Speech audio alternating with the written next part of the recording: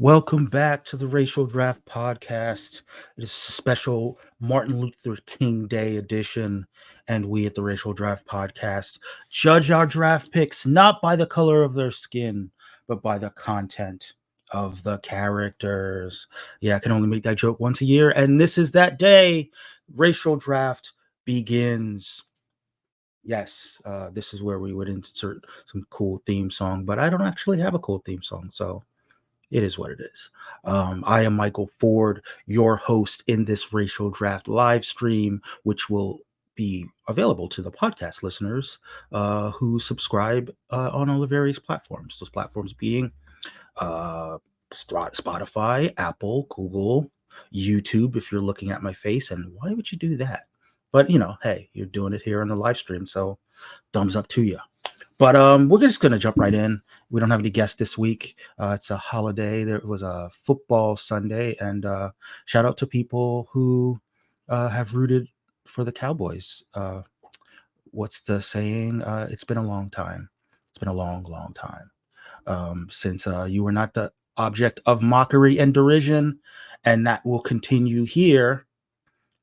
We are sanctioned Cowboy mock podcast. So anyhow, we're just going to keep it moving. We're going to jump right into the picks from the second round. There were some interesting developments. I think that the talent has been distributed pretty well this time around. I'm looking forward to seeing how these characters kind of perform under their new ages. Yeah, sure, that'll happen. Um, but we'll start off with the first pick of the second round, and that's from the Native American delegation who has selected Jason Todd, aka the Red Hood. I believe they drafted the Red Hood last season, performed fairly well for them. I personally think that we've talked about this on a number of occasions, that the Red Hood is the kind of character who does lend himself pretty well to being a person of color, particularly because of his sort of tougher upbringing, a little bit more rough around the edges in an urban setting. And Batman kind of did the whole white savior thing for him, or at least the privilege, taking someone who was a little bit less privileged under his wing, and it ended poorly. It ended very, very poorly, and it left Jason with a pretty sizable chip on his shoulder.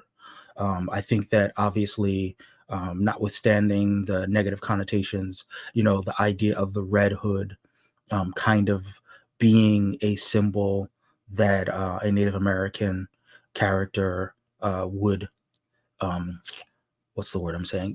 Would occupy. There's some problematic directions it could go for sure, but there are some directions that could be pretty cool. And hopefully, if we get into a little bit of the backstory, as you recall, the Native American delegation drafted Joker, who they also drafted last season, as their first round pick. And, obviously there's a strong connection between the Joker and the Red Hood, both in the Joker's origin and in the transition from Jason Todd, Robin, into the Red Hood, sort of taking on the persona of the individual who killed him. So there's a lot of synergies uh, in that pick from the perspective of the Native American delegation. In terms of how it was received by the people, a little bit shocking. I got to be honest. Didn't unlike in other seasons, it was not met with a high level of approval. In fact, was only 45.5% approved, with 45.5 strongly approving, 27.3 somewhat disapproving, and 27.3 strongly disapproving. Um, that was, like I said, it was shocking for me. Shocking for me to that the majority of the people did not enjoy the concept of reimagining the Red Hood through a Native American lens. So, you live and you learn. I would be remiss if I didn't mention that there was a fan cast, same fan cast from last season, DeFaro Wunatai, who you might know from Reservation Dogs. Once again, shocked at the fact that it was only 54.5 percent approval for this pick. I mean, sorry, for this fan cast. All 54.5 for their credit strongly approve, but then we're still dealing with 27.3 somewhat disapprove and 18.2 strongly disapprove. So, kind of, like I said, shocking outcome. But we will press ahead. We will talk about the Latinx delegation, and they selected as their pick also a recurrence from the previous season. That would be Thor. Now, as I've said before, it's often a tough sell to try to figure out how to take a character that is so kind of tied into Nordic imagery and Nordic culture, given his roots in Norse mythology, and take it and apply it to other races. Particularly when you think about a Latino Thor, given that how do I put this delicately? The Norse characters kind of preceded the colonization of South and Central America by the European conquistadors. So, to the extent that Thor is viewed as and identified as Latino, I suppose in order to make that work, he would have to himself be a colonizer, maybe. I don't know. So I eagerly await the explanation by members of the Latinx delegation as to how that might work. The Latino Thor. The people, they're a little mixed on it. 66.7% approval rating for Latino Thor. That would be 50%.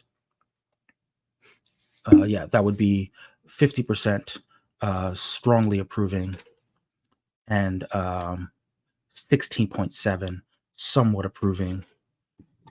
In addition, it would be, one second, guys, I apologize.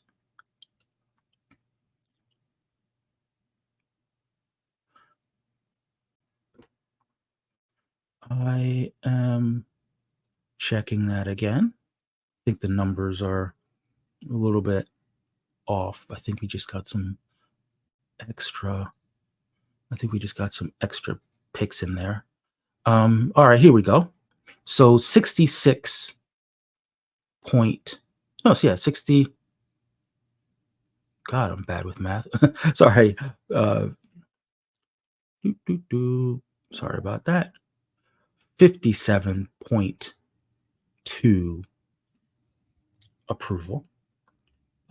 42.9 strongly approve, 14.3 somewhat approve, 28.6 somewhat disapprove, and 14.3% strongly disapprove. The fan cast, they didn't manage to find an actor who looks quite the part. He's blonde and blue-eyed. His name is Polo Morin. I'm not familiar with his work. He was chosen to portray Latino Thor, and I could see it visually. I mean, he looks as the way that comics typically portray Thor. So good on him. He's in good shape. He's pretty muscled. So 54.6% approval rating for Latino Thor. So okay, a little better. No, not a little bit, a little worse, but a little better than 50% is what I was really trying to say. And that was, like I said, 27.3 strongly approve, 27.3 somewhat approve, 18.2 somewhat disapprove, and 27.3 strongly disapprove of Polo Morin as Thor. We'll keep it moving and talk about the next pick, and that's from the Black delegation. And they understood the assignment, as we say, because for their second round pick, they chose Storm. to remain black, one of the early defensive picks, which again, in order to truly win this game, you got to get that good mix of defensive picks and race bet picks. I'm a little shocked at the approval rating as I see it bore out in front of me. Uh, we are looking at a 71.4% approval rating for Storm being black. Now, I just want to flip a table right now. As a black person, I was not prepared for this outcome on Martin Luther King Day, no less. Wow. Wow. Wow. Listeners, by the time you hear this, you'll have a little bit under 24 hours to correct this injustice. You got to do your part. You got to go to racialdraft.com or Racial Draft Pod on Twitter, or actually, yeah, the polls are already closed on Threads. Apologies to the IG folks, but get out there, mobilize the people. This is an injustice. I feel like there should be a march. I feel like there should be a collective actually sit in just do whatever it takes. Do whatever it takes to get that approval rating up. We shall overcome someday. As far as the fan cast, Anna Diop was chosen. You might know her as playing Starfire on the Teen Titans, or not Teen Titans, the Titans show. And there have been some mock-ups of her. There have been some people who fan cast her as Storm in the past. Thankfully, still very low comparatively. 75% approval rating for Anna Diop as Storm, which with 62.5 strongly approving, 12.5 somewhat approving, 12.5 somewhat disapproving, and 12.5. We're just going to call you a Klansman. Yep. On today, of all days. Yeah, we're just going to call you racist. So that was disappointing. That was certainly not how I wanted my MLK Day to go. Let's move on to the Jewish delegation. Sort of riding high after, being one of the top teams in consecutive seasons. But they went with a character that they've drafted before. Smart of them. This is Carol Danvers, Captain Marvel. Not too much to say. Obviously, this is a character that, it can be a little difficult, if we're being honest, in how she's been portrayed in both pop culture and in the comics, to imagine her as a woman of color, just because of her tendencies of being kind of on the side of authority, being in the military, obviously, and also the unfortunate incident with her being pre-crime. We'll call it pre-crime as opposed to fascism, but it was fascist adjacent. I'm a big fan of the character and all that the character has been through. It's a shame that there are a lot of people who haven't kind of followed her full-on arc, which informs some of the choices that she has made, that has made her, a little bit of a more controversial figure. That said, the Jewish delegation, good fit for the Jewish delegation, and definitely a good fit when you consider the fan cast. Evan Rachel Wood, who has on occasion rocked the classic Captain Marvel hairstyle. I think that obviously, we love Brie Larson here on the Racial Draft, but to the extent that there are some more comic accurate portrayals of her, I could see Evan Rachel Wood doing a really good job in the role, if it were to ever kind of go that way. The people, they're little mixed on Jewish Carol Danvers, little, Jewish Captain Marvel. 66.7% approval rating with all 66.7 strongly approving, and the 33.3, the full third, somewhat disapproving of Jewish Carol Danvers. So I don't know what's happening there. I don't know, whether it was, just people who wanted to see Carol sort of go full on Boston hard R. Um, Captain Marvel. Actually, I'm sorry. It's in Boston. It's only hard R when it's at the end of the word, if you know what I'm saying. Shout out to the naysayers. Um, Now, as far as the fan cast, 100% approval rating for Evan Rachel Wood, which again, I can't really argue against that. So good on ya, Jewish delegation. Some potential approval points in your future. Moving on from the Jewish delegation, um, to the East Southeast Asian delegation. And again, this is a character that has been drafted by this delegation before. There's a lot of people going with the tried and true. I guess it makes sense in the second round. You want to go with proven performers. I know that there was a slight deviation in the reimagining.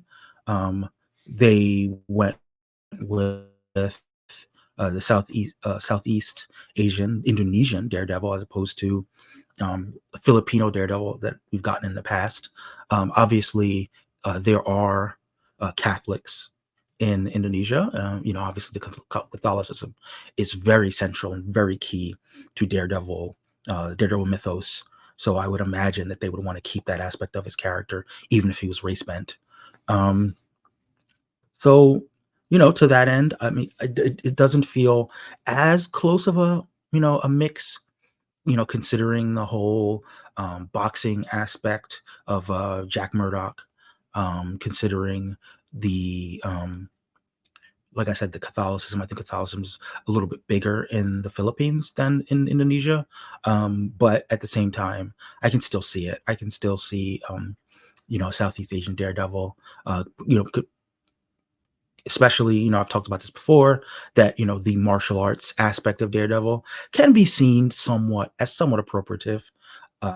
It's somewhat mitigated because he's never positioned as the well, I don't say he's never, but he's not often positioned as the best fighter, that's ever ninja'd, so to speak. Um, so so that does mitigate it somewhat. However, um, you know, it's a little less appropriative if it's an Asian American versus a white man.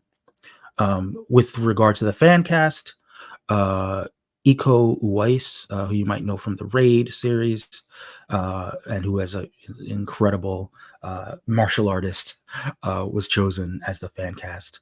Um, not sure about the lawyer part of it. Whether he could pull off kind of being the blind lawyer.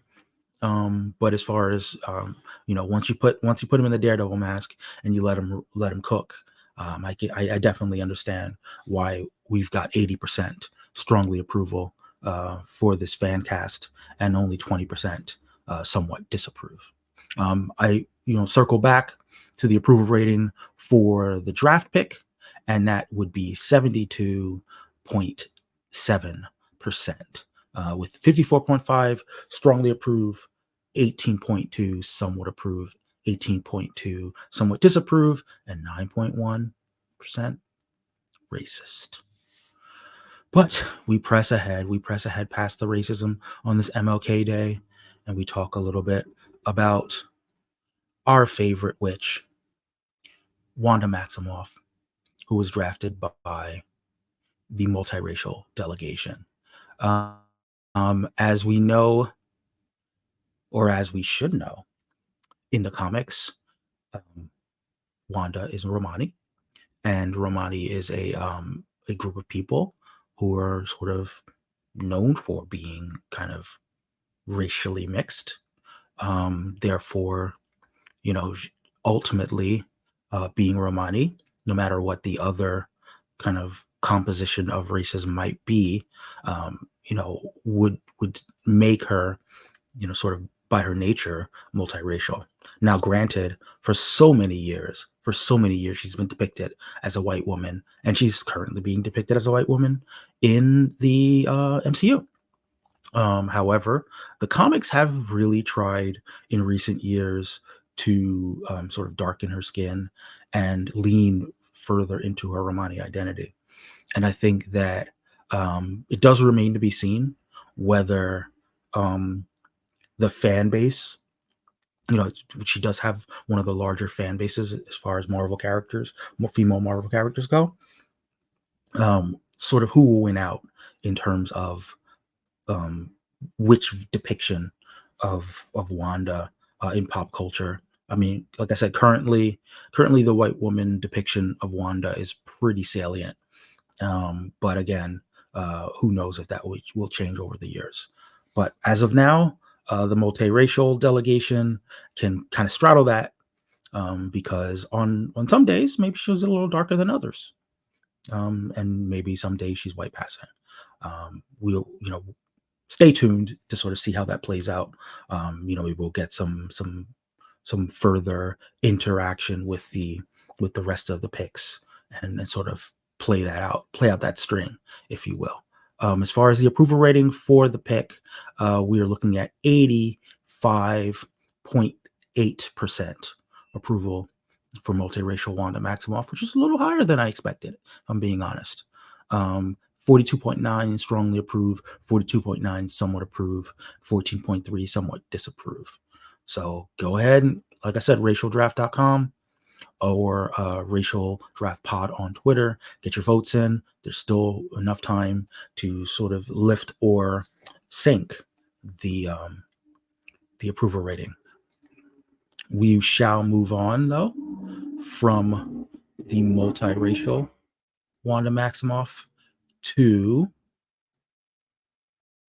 the white delegation,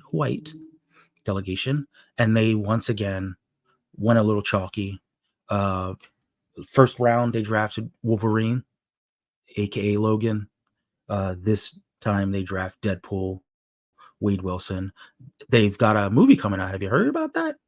Oh yeah, and of course they stuck with the Ryan Reynolds fan cast.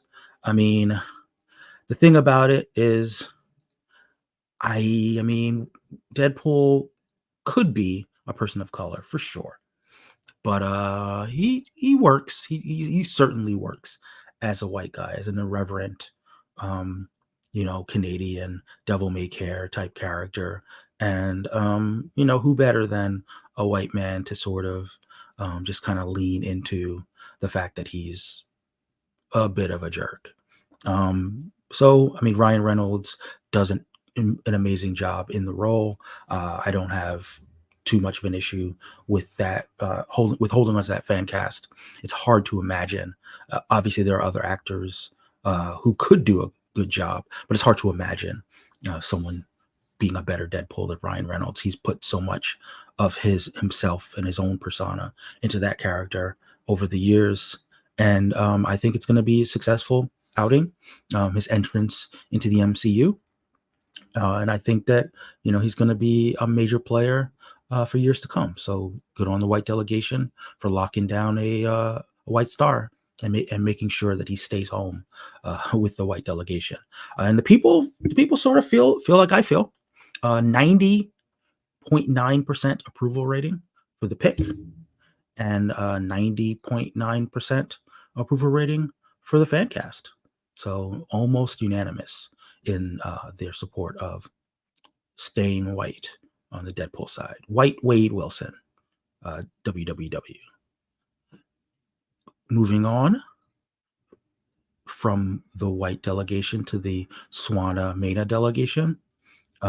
I'm sure this would be a little bit more controversial as they selected Dr. Pamela Isley, let's give her respect, aka Poison Ivy, Egyptian, which, incidentally, Egypt is where gardening was invented, and it's one of the places, or not Egypt, but that part of the world is where the first plants originated.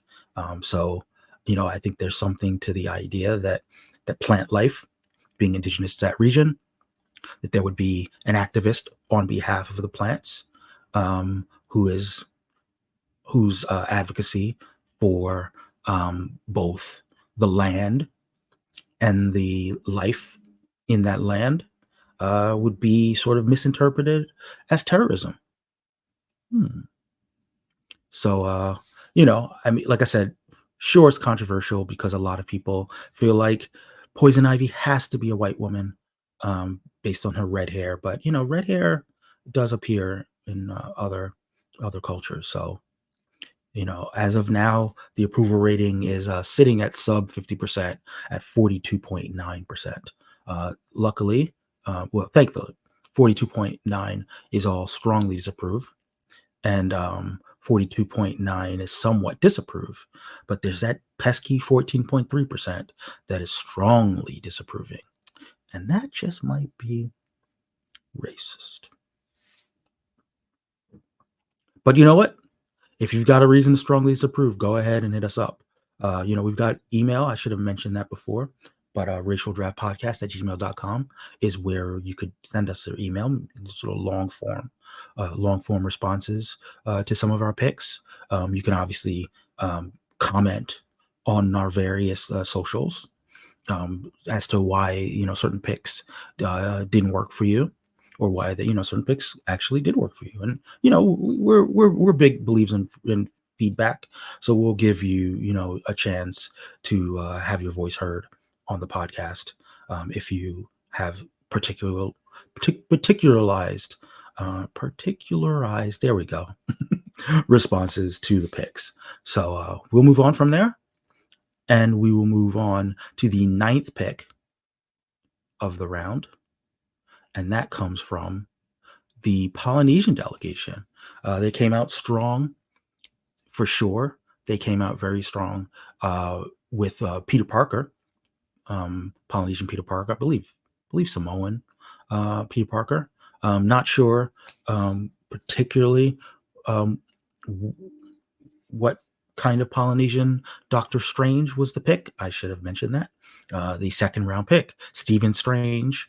Obviously, the character of Stephen Strange does tend, sort of the arrogance of it all, the little bit of privilege in terms of his wealth. But I believe that you can make that up by his privilege coming from being well educated and becoming a doctor and becoming a very successful surgeon. Part of being a surgeon, no matter what your ethnic background is a little bit of arrogance. So I definitely think that you don't lose much by making Doctor Strange Polynesian. So to that end, I personally approve of the fan cast. And I think that having him be Polynesian sort of somewhat undercuts the Orientalism of his origin, of going to the East in order to find an exotic healer, and then becoming the best sorcerer among the Eastern sorcerers, which, again, that's a trope, guys. That's a trope. But I think that's somewhat mitigated by him being a person of color in general. And I definitely think it would be mitigated if he were a Pacific Islander. So, remains to be seen kind of how the specificities work out. But as of now, I dig it. People, they sort of dig it too. 71.4% approval. Not too bad, not too shabby. 57.1 strongly approve, 14.3 somewhat approve, and 28.6 somewhat disapprove.